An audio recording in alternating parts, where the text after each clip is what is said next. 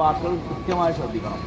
അതായത് നിങ്ങൾക്ക് ആ സ്ഥലം ഞാൻ കാണിച്ചു തരുന്നതിൻ്റെ ഉദ്ദേശം, നിങ്ങൾ നാട്ടിൽ പോയാൽ ചിലപ്പോൾ എന്ത് ചെയ്യും, നിങ്ങളെ മുമ്പിൽ ഉംറ ചെയ്ത ആളുകളൊക്കെ ചിലപ്പോൾ നിങ്ങളോട് ചോദിച്ചു, പ്രത്യേകം പെണ്ണുങ്ങളോട് ചോദിക്കും, നിങ്ങൾ അവിടെ എന്ത് ചെയ്തു, ഉമർ റളിയല്ലാഹു അൻഹു ചെറിയ കുട്ടികളെ ജീവനോടെ കുഴിച്ചു മൂടിയ സ്ഥലം കണ്ടിരുന്നോ, അല്ലെങ്കിൽ ഖുറൈശികൾ അങ്ങനെ പെൺകുട്ടികളൊക്കെ ജീവനോടെ കുഴിച്ചു മൂടിയ സ്ഥലം കണ്ടിരുന്നോ എന്നൊക്കെ ചോദിക്കും.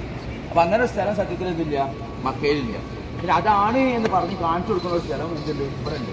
ഞാൻ അതുകൊണ്ട് നിങ്ങൾ കാണിച്ചു തരുന്നത് എന്തിനാണ്, അവിടെ പോയിട്ട് നിങ്ങൾ കാണിച്ചു തരാം, പിന്നെ ഈ ചങ്ങായി ഒന്നും കാണിച്ചു തരുന്നില്ലല്ലോ എന്ന് പറയരുത് എന്ന് വിചാരിച്ചിട്ട് മാത്രം കാണിച്ചു തരാം. അപ്പം ഞാനങ്ങനെ പറഞ്ഞു എന്ന് എന്ത് ചെയ്യരുത്, ഓടി പോയി പറയരുത്.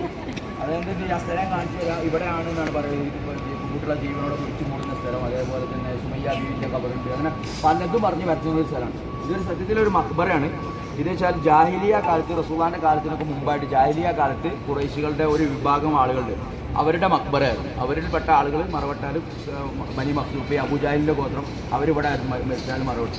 അത് റസൂലുള്ളാഹിന്റെ കുടുംബം. നമ്മളിന്ന് മമ്പറത്തിൽ മേലെ പോയപ്പോൾ ബനു ഹാഷിമിൻ്റെ മക്ബറയെന്ന് പറയും. അതേപോലെ ഈ അബൂജാഹിലിൻ്റെ ഗോത്രക്കാരൊക്കെ പൊതുവെ മറമാടൽ ഈ ഒരു മക്ബറയില്. അപ്പോൾ അവിടെ എന്തില്ല, അപ്പം എന്തില്ല, അവിടെ പ്രധാനപ്പെട്ട സാഹബത്തോ കാര്യങ്ങളോ ഉള്ളതായിട്ട് യാതൊരു രേഖയില്ല.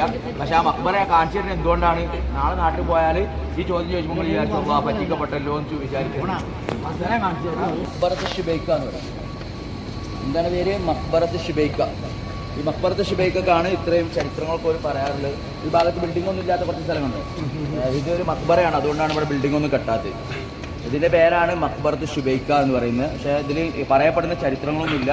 പക്ഷെ പല ഉസ്താദുമാരും അങ്ങനെ പലതും ഇവിടെ വന്നിട്ട് പറയാറുണ്ട് എന്ന് മാത്രം.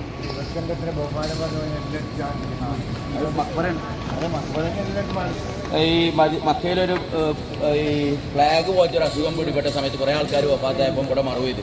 പിന്നെ എന്തോ ഒരു വികസനത്തിന് വേണ്ടത് അവിടെ എന്തോ ഉണ്ടാക്കാൻ നോക്കിയപ്പോൾ അതിൻ്റെ പിന്നെ ഒന്നരതായിട്ടുള്ള ഒന്ന് രണ്ട് അനുഭവപ്പെട്ട ആൾക്കാർ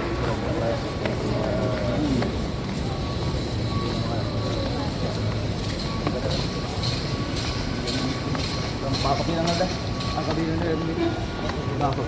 അവരുടെ ഒന്ന് രണ്ട് ആൾക്കാർ ചില കിതാബുകളിൽ ഒരു കിടന്നിട്ടുണ്ടാണ്. പഴയ കാലത്തിലൂടെ മറവ് ചെയ്യുമായിരുന്നു, പിന്നെ നിർത്തിയിട്ടാണ് സ്മെല്ല് കാരണം. അതായത് എല്ലാവരോടും കൂടി പറയുകയാണ്, ഇനി നമ്മളെന്ത് ചെയ്യാ